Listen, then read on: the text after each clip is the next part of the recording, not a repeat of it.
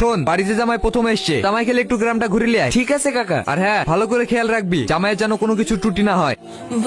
চাকুটা তো বেশ ভালোই লাগছে। কি করে এই চাকু? আমি শুনেছি এই চাকু দিয়ে নাকি আব্বু একবারে 4 জনকে মেরে ফেলেছে।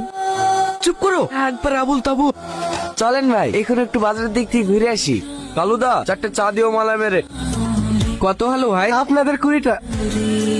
ওর এত বড় বুকের কলিজা, ডাকাত বংশের জামাইয়ের কাছ থেকে টাকা নিবি? খালার অনেক সাহস হয়ে গেছে, ওকে আজকে কেটে ফেলবো। আমার ভুল হয়ে গেছে ভাই, আমাকে ক্ষমা করে দেন। আমি জানতাম না ওটা আপনাদের বাড়ির জামাই। ভাই সাথে ক্ষমা চা। আমাকে ক্ষমা করে দেন ভাই। ঢাকায় থেকে দোকানদার আমার সাথে টাকা লিয়েছে বুঝলি, রাকেশরা দোকানদারকে ধরে মারলো আর আমাকে ডাকাত বংশের জামাই বা বললো কেন? ডাকাত বংশের জামাইকে ডাকাত বংশের জামাই বলবে না তো কি বলবে? তোমার আপা ঢাকায়? হ্যাঁ, এই গ্রামে সবাই আমাদেরকে ভয় করে চলে। আব্বুর ওপর দিয়ে কেউ একটাও কথা বলে না। সব থাকলো আমার পেটেই ডাকাত পড়েছে কিন্তু। বেশ কদিন বড় ধরনের বাড়ি পাইনি, আজকে একটা বড় হাত মারতে হবে। এত রাতে বাইরে যাবো, একটু বাথরুমে যেতাম। যাও। কি গো, এত তাড়াতাড়ি চলে আসলে যে? হয়ে গেল? বাইরে তোমার আব্বু বন্দুক নিয়ে বসে আছে। বসে আছে এত আবার ভয় পাওয়ার কি আছে? আমার চা হচ্ছে আমি জানি।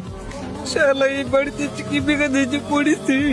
আজ রাতের মধ্যে ওর কাজ শেষ করে দিতে হবে। আপনি বললে ওকে এক্ষুনি কেটে গঙ্গায় ভাসিয়ে দেবো। কি হলো, ব্যাগ গুছাছে যে? আমি আর এক মুহূর্তে এই বাড়িতে থাকবো না। তোমার আব্বু আমাকে মারার প্ল্যান করছে। কি সব আবার তাবল বলছো? আব্বু তোমাকে কিসের জন্য মারতে যাবে? তোমার মন গেলে আসো, আমি চললাম। কোথাও যাচ্ছে নাকি বা? না না, আমি আবার কোথায় যাবো? চলো খেলি বা। আজকের ভিতরের মধ্যে এই বাড়ি থেকে কেটে উঠতে হবে।